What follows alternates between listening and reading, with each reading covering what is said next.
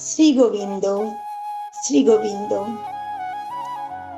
আমাদের শ্রী ভগবান তার বিভূতি যোগের ৩৩ নম্বর শ্লোকে বলে উঠলেন, অক্ষরানামাকরহস্মি দন্দা সামাসিকাস্য চ অহো মে বাক্ষয় কালধাতাং বিশ্বতোমুখ।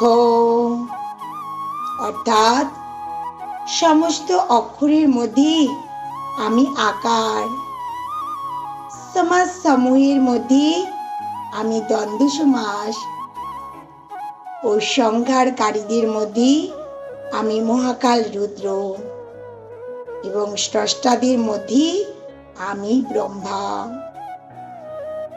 তাই এই